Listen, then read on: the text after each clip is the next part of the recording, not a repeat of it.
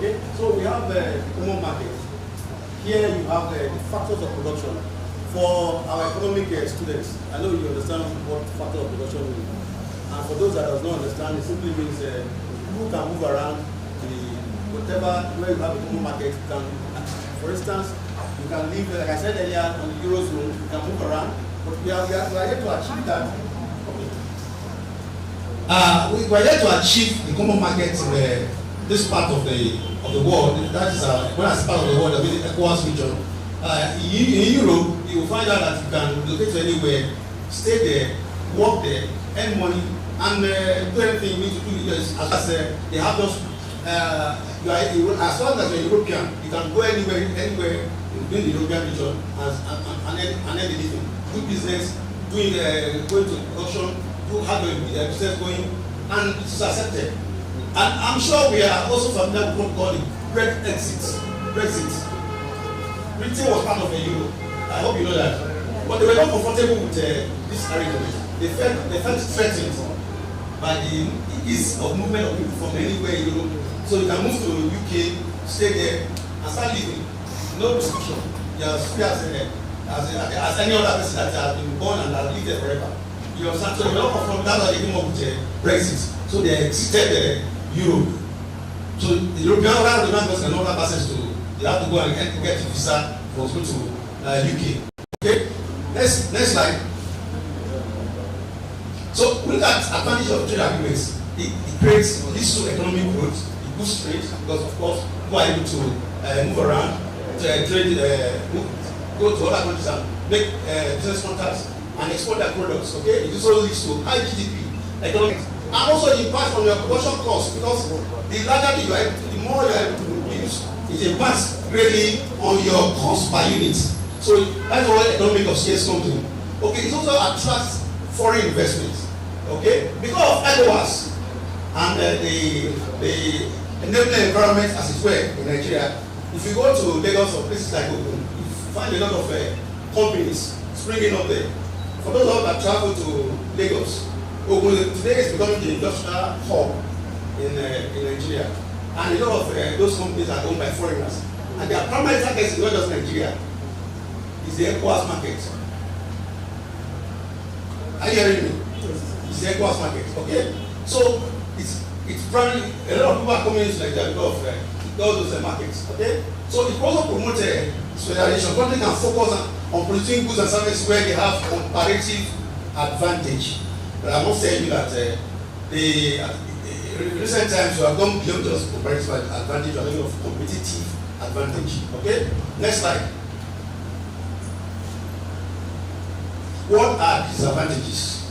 These are where we have bottlenecks as regards the trade agreement. Because of trade agreements, some people, if you are producing here, you are taking your products to other places. You find out that a lot of people, because they signed on to that agreement, they might not be able to resist you bringing your product. Because they know when your product comes in, there are people who don't cut the small and small industry in that places will not be able to order product coming in from other countries within this operation. Okay, some countries are not comfortable, and as we speak, there are countries that even though they are signed on to some trade agreements, they still do not want to follow the full implementation of those agreements. For want of preserving their national identity, okay? Increase competition for small scales. Like I said, small business. Like I said, trade agreement allows the free flow of products, goods and services, and as such, stand as a threat to small scale businesses. I remember very well, but I won't go into details. Morocco at the time was pressuring to join ECOWAS, even though they are not within the West Africa region. I don't know if anybody knows that Morocco, you know, they are the industrial standing in. So they are not comfortable most times. That leads to trade. That's not one of the advantages of trade agreements. Next slide. Understanding trade agreement. Nigeria is secretary to the following trade agreements: the Africa Continental Free Trade, the ECOWAS, I just mentioned there's a mistake there. Economic Community of West African Countries. Sorry, states. There's a mistake there. I think there's a typographical error there. We'll have somewhere. They will have the word called the D8 Organization for Economic Cooperation. We'll be going into details of this. We have the African Growth and Opportunity Act, which my state coordinator earlier mentioned, although this came to an end in September. Serious lobbying is still ongoing to ensure that it is extended. AGOA. Are you familiar with AGOA? That is export to the US. It's a unilateral trade agreement that was opened by the US to support the sub-Saharan countries to export to the US. But you know, with Trump came on board and turned everything around. I mean, it's a lot of chaos, created a lot of chaos with the international trade arena. Okay? Next slide. After, we'll be discussing after. I won't be going too deep. Essentially, this is a program just to get you aware of some trade agreement Nigeria has signed on to, and what is expected of us as a people. Okay? What I say people as a business entity. How do we position ourselves to benefit from it? It has been, it was noticed that Africans, we don't trade among ourselves. Okay, we do more of export with Europe, Asia, the Americas, and so the AU, the African Union, came up with after and said Africans must trade among itself. Okay, these are showing statistics of how continents trade among themselves. Okay, we have within Africa only 17% of trade goes on within Africa. After trade among itself, just 17% of the trade that goes on. It's just 17%. In Europe alone, they trade among themselves at 69%. You can see how very high. You understand? But Africa is just 17%. Asia is 49%. Latin America is 22%. So AU in their wisdom said, okay, to encourage intra-African trade, let's come up with an free trade agreement to enable Africa trade among itself. That was how AFTA was started. Okay, next slide. So AFTA, which is the African Continental Free Trade Area, was established in 2020 to 2018, and Nigeria came on board, signed the agreement in July 2019, and it was ratified in December 2020. Okay, the objective of the AFTA trade is to create a single continental market for goods and services across Africa, covering 54 countries with over 1.3 billion people. Okay, most of the fact sheet, so we can see the opportunities that exist in AFTA. Okay, this is a quick fact. So we have 55 countries in Africa, and 54 have signed on to the trade agreement. Only one country. Who can tell me the country that has not signed on? Huh? It's like Egypt. No, it's not Egypt. Exporters in the house. Which country has not signed on to this treaty? Okay, let me give you an expo. If you are a good geography student, the Horn of Africa. Where is the Horn of Africa? Jesus. As exporters, you must be conversant with global, what we call this atlas now. You must be conversant with the global map, so that if you have somebody in Ukraine wanting to buy a product, you already have an idea of where Ukraine is. Pardon? Ethiopia. No. Yeah, close, but it's not Ethiopia. Thank you. It's Eritrea. And after the only country in Africa that has signed on to this trade agreement. Okay? So I will have 44 of those countries that have deposited their instruments of ratification, including which includes Nigeria. Okay? Then we have 1.3. This is the biggest trade agreement in the world, Africa. 1.3 billion. Okay? And with a combined GDP of 3.4 trillion. And it's expected by 2030, we will have gotten to we have increased our GDP by $450 billion. Okay? Next slide. Nigerian participation in the African Continental Free Trade presents a massive opportunity for small and medium enterprise to expand their market, increase competitiveness, and drive economic growth. Next slide. Now, you cannot trade in the Africa Continental Free Trade area without signing on to it. And these are the protocols that must be observed in trading among Africa. Like I said, we will not be going into detail in this, but just to get you conversant with what is available within the Africa protocol. Trade in goods. There's a protocol that has been established for trade in goods. That means if you must move your product from Nigeria to any other African countries, there are criteria that must be met. You cannot just wake up and say, oh, since Nigeria has signed on to AFTA, I'm taking my products to Cameroon. No, it does not work like that. Sorry, I like moving when I'm in the position, rather than just standing static. Okay? So, you cannot just move your product to any part of the African country because Nigeria has signed on to AFTA. There's a recent case of a woman, I wouldn't want to mention her name. She dried fruits product, and she took her product, after she had of AFTA, and she loaded her container with a lot of her product and took them to South Africa. On getting to South Africa port, she said they were asking her for her invoice and a certificate showing that truly this product is coming from Nigeria, which has signed on to AFTA. And she was looking. What did that Nigeria is in Africa, and so she felt she could just move her product from Nigeria to South Africa.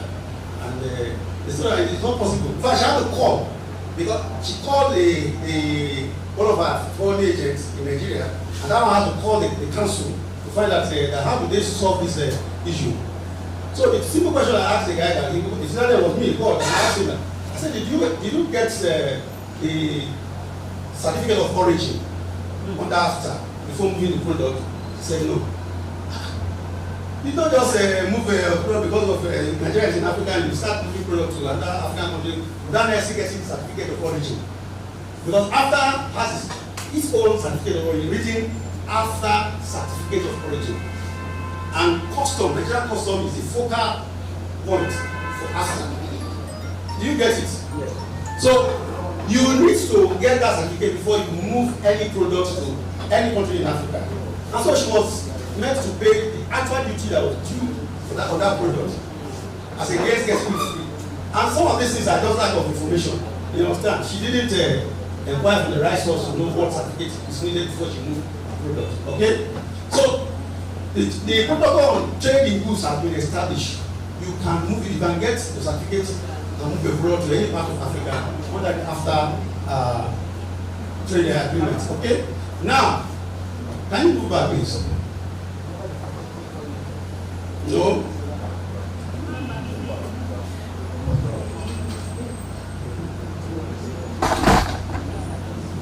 Yeah. So we have trade in services. There's a protocol on trade in services. These are still ongoing. They have not been finalized. Dispute settlement mechanism. These are all protocols.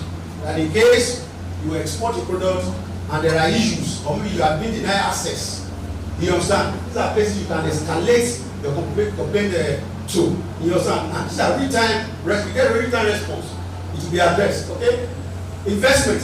You can go to by the establishment of these protocols. It means you can go to any part of Africa and open up business. Do you get it? For every country that has signed on to this AFTA trade agreement, you can go to such country and open up a business and make money. And that is what Dangote is exploring. Dangote today has a cement factory in 14 different countries in Africa. 14. He's striving on that trade protocol on investment. Okay? Intellectual properties.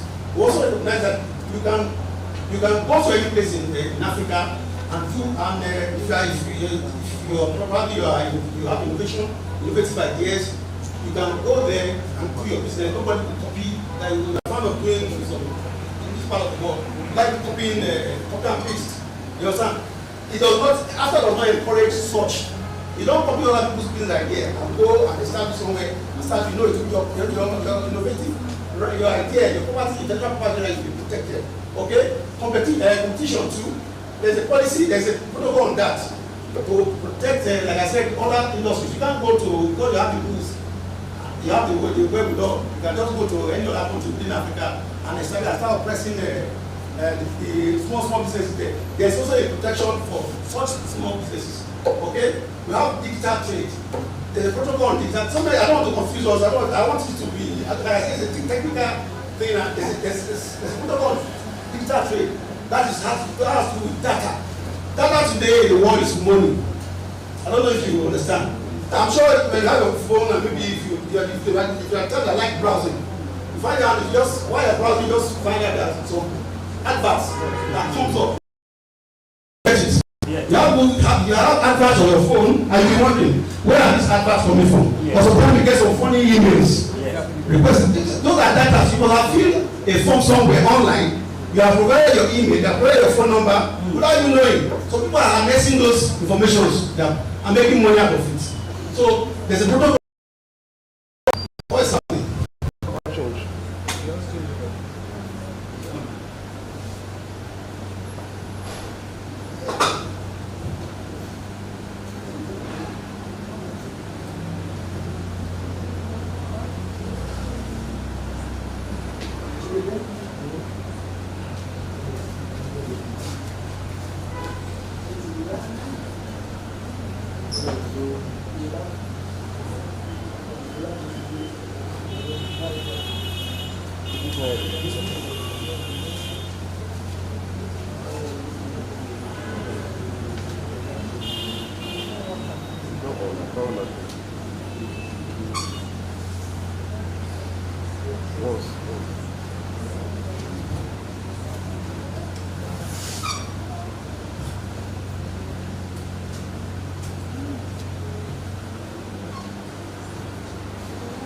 Do we have anybody that have done export to West Africa here?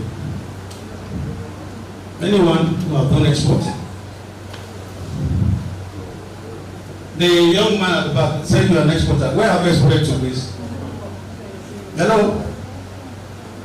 Where have you done export before? You don't done export? Okay, you are a registered exporter. Do you have anybody that have exported before? Okay. Can you just tell me where you exported to? Export of handicap products to Cameroon. Yeah, then a few years ago we did some export to Central Principle. That was these plastics, then noodles and I think some building products. Thank you for that answer. Before exporting those products, do you by any way have permits for the manufacture of those products? So you were given the permits to export. Okay. Like the drinks. Okay. The plants do drinks without first of all getting some quality certificate from SGS. Okay. Yeah, that is the country of origin will tell you the required standard agency that they want to test the products. Yes. So you need to. I'm asking that question because as a registered exporter, you don't necessarily need to produce the product you export. Are you hearing that? Yes. You don't necessarily need to be the one producing the product. Yes, but there are different categories of exporters. You have the manufacturer exporter, you have the agent exporter, you have the merchant exporter. So you choose where you belong based on the peculiarity of your business or your finance. Do you get it? Yes. So, like she said, I'm sure you're not producing Indomie, but you're able to export Indomie. But the key thing here is that you must get the permit of the person producing it, because there are instances where you will export such products and you have certain documents, quality analysis documents of such products, and if you are not able to provide it, the product might be confiscated and you'll be asked to pay. In some climes, you'll be asked to pay for the destruction of your own product. Are you hearing me? Yes. You're taking a product that has cost you so much, your life savings, you have exported it, and you are able to provide a document, and somebody is asking you to pay money for the destruction of that product. Yes, it happens. Okay? So it is critical you get the necessary document required for export. If you have a question? Finish it, then I will ask my question. Okay. Okay, next slide. Oh, no, okay. Okay, please do. Now, I have a license to export. Okay. Hold on, please. Can you just take note of the question so that you ask after presentation? So, go of time and learn to go of time, okay?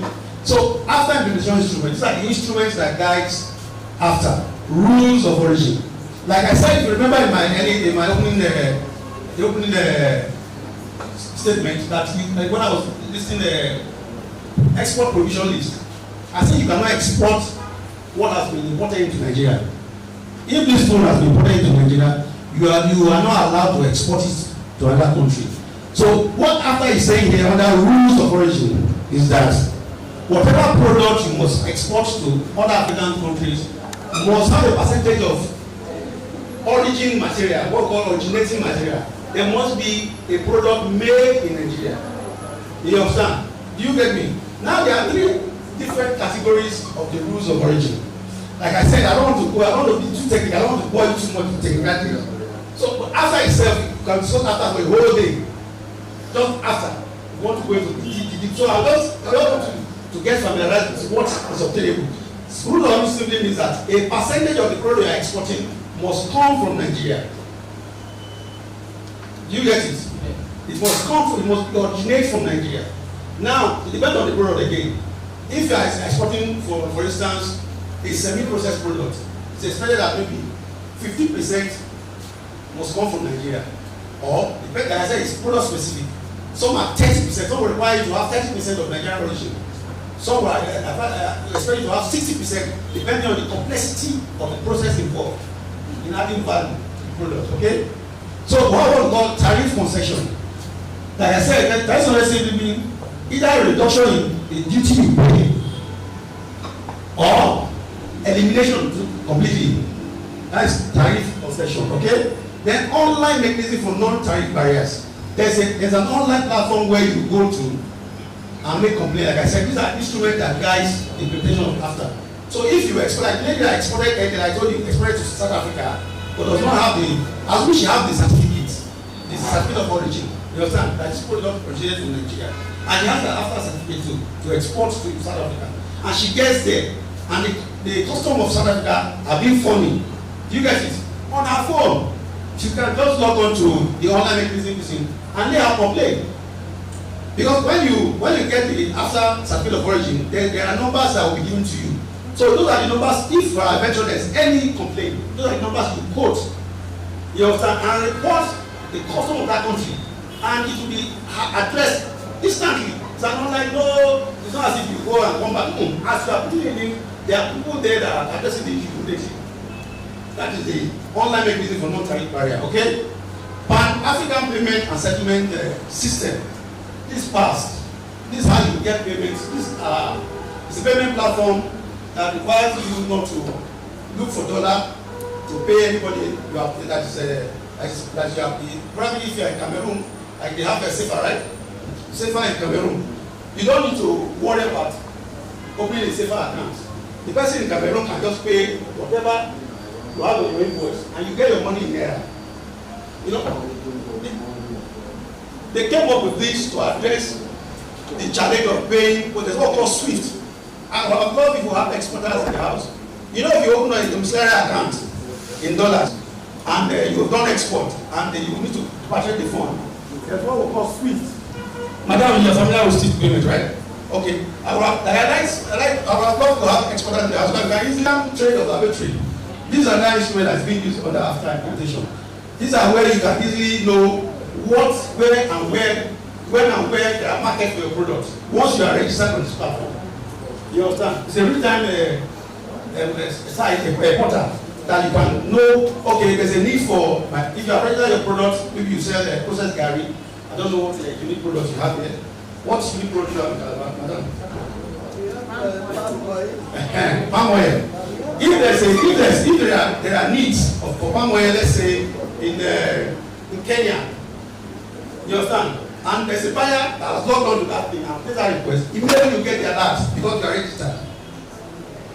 You get that, you understand, it's a form of a market intelligence platform that gives you, wow.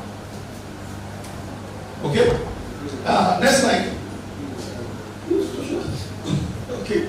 So, after, like I said, Nigeria signed up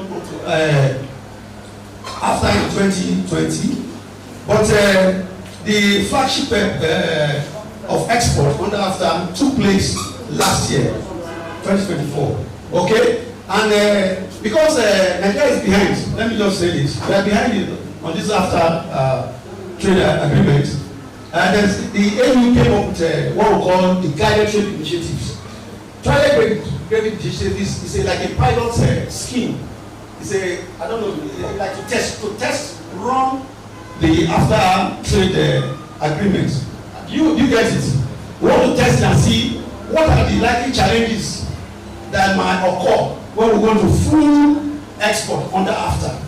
So they came up with guided trade initiatives to test AFTA and see how it flows. So if there are areas where they need to make adjustments, this GTI gives them that space to do that.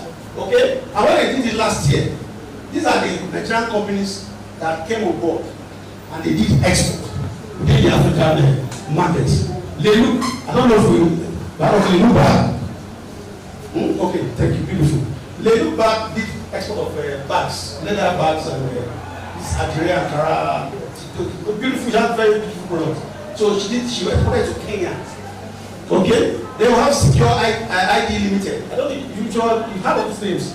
They do this ATM card and smart zone. They did export to Cameroon too. Then you have Dangote clinkers to Cameroon. You have Avilian natural black soap they did to Kenya, flour mill to Algeria, and recently we were in Algeria, the Intra-Africa Trade Fair in Algiers. This face looks familiar, madam. You've been to Lagos before, right? Yes.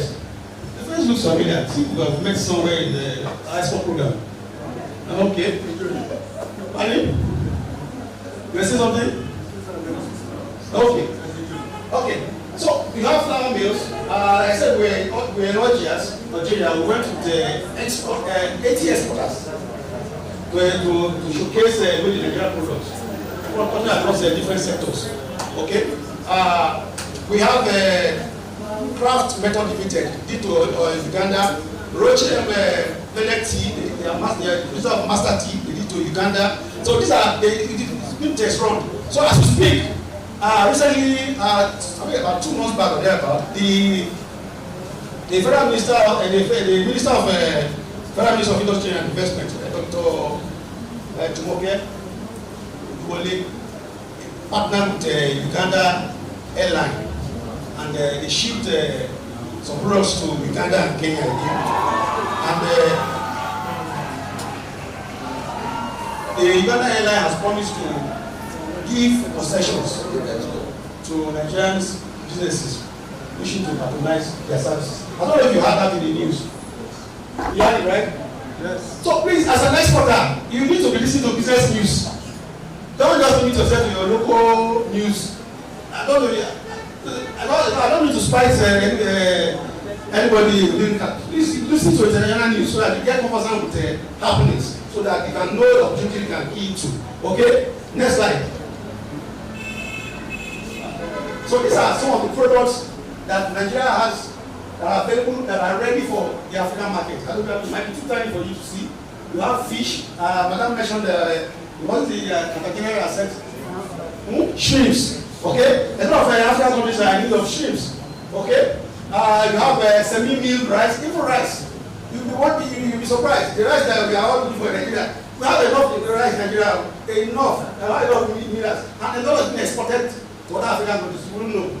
Okay? But by the time you go to visit Nigerian borders, both official border and non-official borders, Mr. Quarantine, I'm sure you are familiar with what I'm saying. Yes, sir. The number of informal trade going on in Nigeria. A lot of exports taking place in Nigeria. A lot. Okay? So many things, palm oil that are exported. Okay? Banana, a lot of sugarcane, tuna fishes. These are things that are very bizarre. These are what we got those that are from ITC. So it's not as if those from this promotion are being cooked. No, they are verifiable. Okay? Next slide.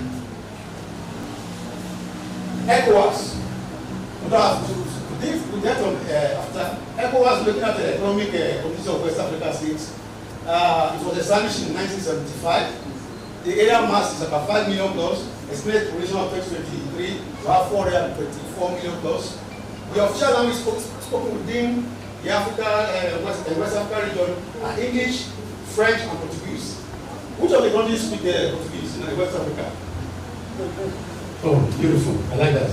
Okay, ECOWAS had a GDP of 1.3 trillion. Okay, and recently it celebrated the 50th year since the establishment establishment. Next slide. Okay, I'm sure we are aware that some of our brothers left. This is the West African map. We have the likes of Mali, Niger, Burkina Faso. They left to form what we call Alliance of Sahel States. They went to form their own, So although the door is still open wide to bring them to this, the sure are still going to bring them back to the ECOWAS community. Okay, and also recently, Guinea was also suspended for military incursion again.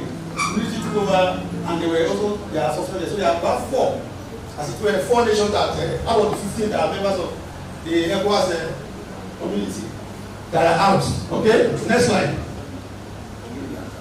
So the trade within the ECOWAS is to be achieved using what we call the ECOWAS Trade Liberalization Scheme, which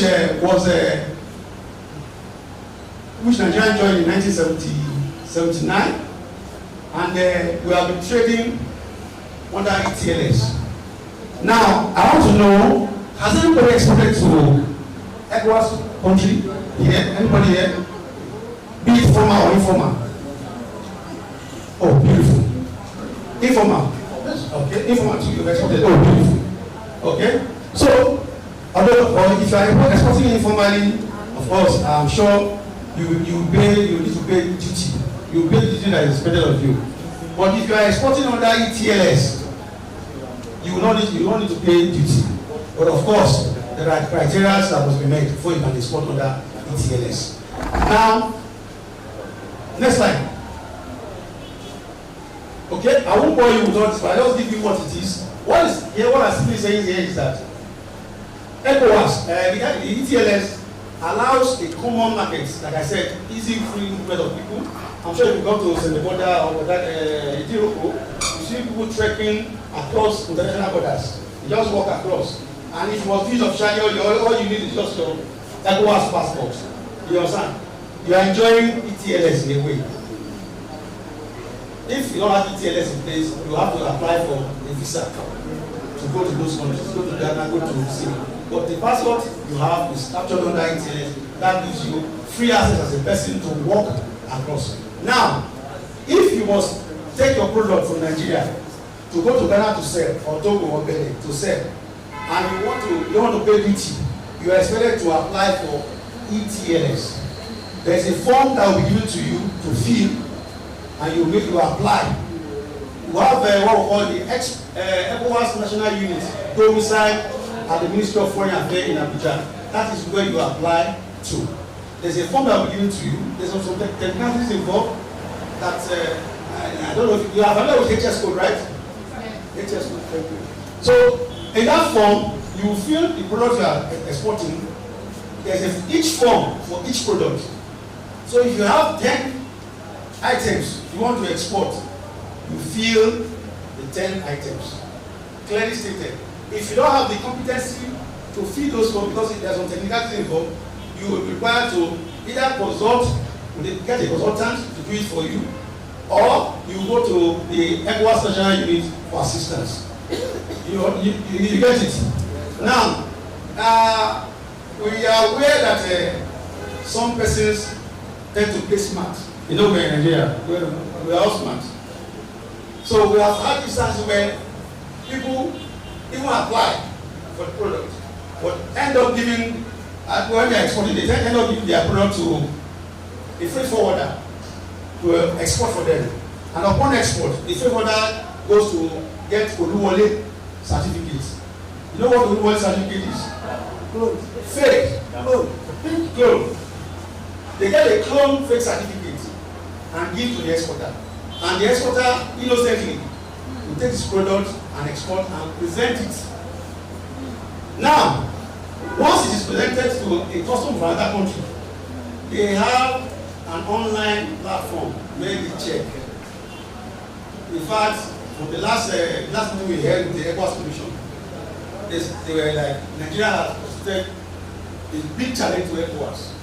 Because once one exporter is caught with a red, with a fake certificate, they send the red alert straight to all other ECOWAS countries. That CO, Nigeria has come again. It's funny, but it's a serious issue. Because once the red alert goes on one exporter, it affects other coming. It raises suspicion on everything coming from Nigeria. So, beyond just getting the right certificate, you must ensure that you have the right, the qualified, the licensed freight forwarders to handle your product. Okay? I probably to discuss that next time. Okay? So these are the eligibility applications. That's what we call the rule of origin. It's not everything you can export to ECOWAS. The rule of origin simply said there are a percentage of things that must originate from Nigeria. You understand? No, I don't mean that you cannot import something from another country and they export. Now, if you must import anything from another country and export it in Nigeria, you must add value to it. And what the ETLA is saying is that for the under the rule of origin, 68% of the item, the composition of your item you're exporting can be of foreign origin. You understand? That means 32% of it must be from Nigeria. That's what the rules of origin is saying. Okay? Next slide. Okay. Like I said, there are three different criteria under the rules of origin. One, we all call wholly originating. Wholly originating is that the product must be 100% of Nigerian origin. 100%. No any foreign material. You do not import anything from any country. You understand? Outside ECOWAS to produce the product. You can export it. It's called wholly originating. And most of them will have it in agricultural commodities or livestock or artworks. It's allowed, you can move them. Agricultural commodity, you have 2 parts of them, you can move it from Nigeria to Ghana, wholly originating, without paying any dues. It's allowed. In fact, you don't even need certificate. Do you get it? You don't need the certificate of origin from Nigeria. Okay? Value of non-reduced margin, a threshold of 68%. That is meaning if you must export a product, maybe you are into production. Let's say you produce this water, and the water is from Nigeria. The material you use, this material is imported. The value, how much they sell this water here? 300. Okay. The value of this material you imported must not exceed 68% of the sales price. Do you get it? If it's more than 68%, you cannot export it within the West Africa sub-region. Do you get it? Okay? And it's not static. Before now it used to be 70%. It is being reduced. So it is being reduced because it is expected that as we move on in life, it is expected that we improve our capacity to produce should be improved. So maybe in the next 5 years, we might reduce to 65% again, and not 68%. Incidentally, it's like Nigeria, where like I said, Nigeria is a sleeping giant. That the day Nigeria wakes up from the sleep, the whole of Africa will shake, isn't it? Other countries in West Africa are already doing better than Nigeria in this NTLS. I think consecutively for like 5 years we've been leading. But something happened shockingly. Cote d'Ivoire has overtaken Nigeria in export within the ECOWAS sub-region. Okay? So how do we call change in custom tariff heading? It simply means that if you have a material, I don't want to confuse us here, but like I said, change in tariff heading simply means there must be a substantial transformation of a product before you can export it in West Africa. You cannot import the raw material. And let's say you import what raw material can you import from other? Let's say from Brazil. What does Brazil have? What unique product they have? Or Mexico? Okay. Let's say you import palm kernel. Is it palm kernel? What example can I? Okay. Let's say you import palm kernel from Mexico into Nigeria, and you want to export, and you just maybe just peel off the shell and export it to Benin, and you don't want to pay tax. That is not sufficient transformation. But if you are able to process it and package it in a retail form, it's assumed that you have done substantial transformation. So what called the tariff heading. There will be a change in the tariff heading of palm oil that was imported to finish palm oil packaged for retail. So it will be admissible under the change in tariff heading. Okay? Next slide. So this is just to give us a statistics of how we have traded, we have done far in ECOWAS. Nigeria, like I said, was leading. Because if you look at this figure, $2.something billion in 2020. Cote d'Ivoire did 2.1. So Nigeria has been leading consecutively, but in 2024, Cote d'Ivoire was 2 points. And steadily, Senegal came top. And I was wondering what happened to Ghana. Because these should be the three powerhouse in West Africa. I hope you are aware of that. By the time you mention Nigeria and West Africa, you're looking at Cote d'Ivoire, the region of Ghana. But essentially, Cote d'Ivoire has displaced Nigeria. So it means we are not maximizing the opportunity that ETLS presents. And Senegal too are coming up strongly. So if we still do not do what needs to be done, Senegal might displace us in terms of inter-African trade. Next slide. Okay, these are factors militating against trade within the ECOWAS sub-region and even after itself. So how we call local business challenges. While I came in earlier in the morning, that lady, hello, this kind of time, because she was very involved in this. I like your interest. I know all of a sudden you are. So, what called local business challenges? I was speaking earlier with the FAMSEC of Ministry of Commerce, and she was telling me a plethora of challenges on some local business she tried, and she was discouraged in doing business. Fine, there are challenges, no doubt. I mean, to be foolhardy to say that there are no challenges in business in Nigeria. There are challenges, but somehow you can find a way to surmount it. Because I can tell you for free that even in spite of the challenges we have, foreigners are trooping into Nigeria and they are doing well. You need to visit the international airport in Lagos and Abuja and see the way foreigners are trooping into Nigeria. And they are making money, good money. You know, out of curiosity, I asked, I said, what happened? Why are these people coming? What are they seeing that we are not seeing? So we need to ask those questions. What are the foreigners seeing that are doing in Nigeria that we are not seeing? And somebody told me that even getting Nigerian visa, that is going through the eye of the needle when you're outside. Foreigners to get Nigerian passport, and that is very, very difficult. I don't even engage in it, and very difficult to get our passport, our visa to come to Nigeria. And people queue. So there's something they see in Nigeria they are seeing. That we are the questions that we need to ask ourselves. Let us also focus on challenges of business. Let's look at opportunities. Let's look at other opportunities. Okay? We have border and logistics challenges. If you do export within the ECOWAS sub-region, you'll be familiar with the difficulty with exporting. You have multiple checkpoints. Multiple. Mr. Valentin, I know you guys are around the border area too, isn't it? So you see this one, you see police, you see customs, you see federal. There are about maybe different coloration of customs. You have one they call the Federal Operation Unit, you have the main custom, you have all I just made a lot of them, and all this money, you still have to settle. So that is part of the challenges. Now you have the long process and documentation, of course, like I said, it's not you can export, but it doesn't come easy, it doesn't come cheap. You have to, there are documents that must be gotten, there are processes you must undergo to qualify to train under this. So you must start early.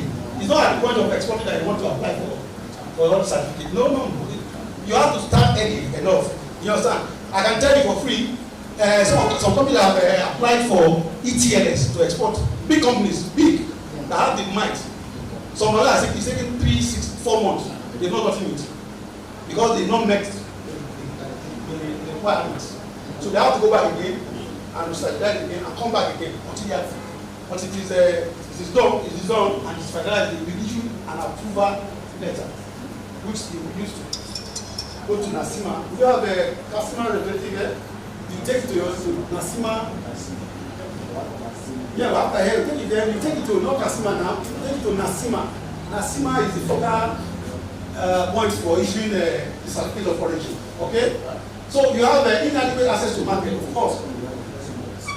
It's difficult sometimes when you are posting those certificates to export. You find that the point of entry, the custom of the importing country, the custom in the import, not your custom. The custom of the importing country will be looking at the certificate to see if there are mistakes, so that you can hold on to your product and make you pay. Am I communicating? Yes. Okay. So you must be thorough. Like I said, export does not demand emotions. You must be thorough in export. Okay. Like I said, it's challenging, but it's rewarding if you are able to get it right. Okay? Inadequate information, of course. We are doing this. One of the major challenges is a lot of experts. I know I'll go of some of these professional trade agreements. Okay? So you need to reach out to the necessary OPS, organized private sector, or government agencies so you can. Next slide. So we have the D8 organization. I'll learn my time is over there. Is just one. Okay, Nigeria, Azerbaijan, Bangladesh, Egypt, Indonesia, Iran, Malaysia. So now that they want to turn West Africa to the topping ground, all the products will become Nigeria resisted it, and because Nigeria resisted it, that's why this EPA, Economic Partnership Agreement, has not worked. You know, we don't really appreciate it in Nigeria. The outside wanted to know our value more than we know, more than we do ourselves. Simply because Nigeria did not sign on to this EPA. Morocco, was it Madam now or the Attorney General? He was trying to say about pipeline as a window of export. I was happy when he said that, because that tells me that professional. Very few people that knows pipeline as a window of export. So currently Nigeria is in partnership with Morocco for gas pipeline agreement exports. I think it's still going on. A lot of construction is going on that. So it's a partnership between Nigeria and Morocco. Okay? Now you have Nigeria, United States, what we call TIFA, Trade Investment Framework Agreement. That is to facilitate trade between Nigeria and the United States. So we have UK Economic Partnership Agreement, which I said earlier. In fact, last week the council was at a meeting in Lagos where we met with the Deputy High Commissioner on facilitating trade between Nigeria and the UK. And I'm happy to tell you that in one of those meetings we had with the UK partnership program, NEPC was given a slot at Gatwick Airport. So they can fly in to Gatwick with Nigerian product, Nigerian passengers. We talk about this engagement. NEPC had a slot given at Gatwick. Okay? We have African Growth Opportunity, where I said ended in September this year. And although somehow the Africans are still trying to see how they can negotiate with the US to extend it, but with Trump, it is doubtful. Because he's giving a different tariff rate to different countries. What is tariff Islam on Nigeria? Who can tell me the rate of tariff Islam on Nigeria products? Anybody have an idea? 15% of slammed on Nigeria and 30% on South Africa, and I think about 50% on what's the name? This country, Vietnam. Yeah, Vietnam was slammed 50% tariff. And everybody is running to, they are all running to see how they can, because a lot of them depend on US market. So they are all trying to lobby Trump to please don't kill us. So they invested so much in their factories, and then all of a sudden, while they were making this investment, US was the target market. You understand? And now Trump came with all manner of tariffs. So, okay, next slide. But again, even with the Trump tariff, Nigeria still stand a better chance. Because for cashew, take cashew for instance, most of our cashew goes to Vietnam, isn't it? Are you aware of that? Most of the cashew we export goes to Vietnam. Vietnam adds value to it and export it to US. Yes, I think we are doing, let's give credit to even Nigerian SMEs. I think they are doing well. When it comes to product development, they are doing well. Unlike before, when you go to malls and you find foreign products, now you are seeing a lot of Nigerian SMEs coming up with beautiful products. Sometimes you are amazed when you check the label and see made in Nigeria. Beautiful products. Try to most give to Nigerian SMEs. Clap for yourself, please. So the challenges of trade agreements, as I wrap up, is negotiation and formulation challenges. These trade agreements can linger for years before it is concluded. One trade agreement, before it's concluded, I've been privileged to be part of some of the trade negotiation. It's always back and forth. You need this, you need the OPS to be there. You need this ministry to be there. You need this foreign partner to be there. They will drag. After you are done, you've done, you're concluded on a particular position on an agreement. You need to forward it to the other country.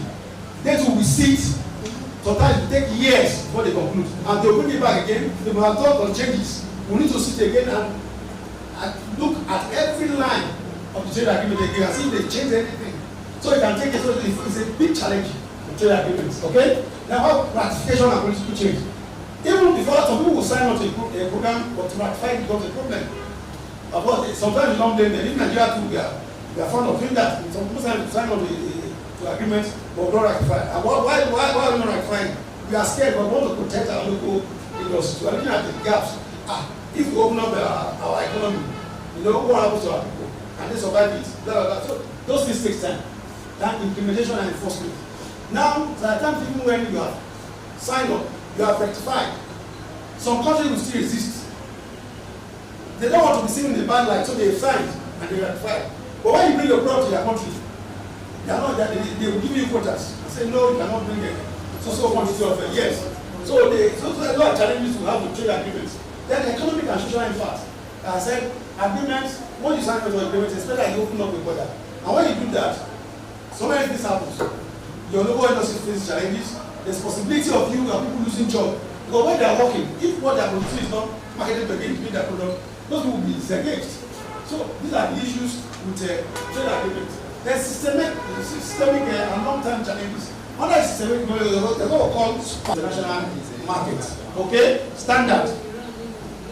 These are areas that Nigerian Export Promotion has done so well.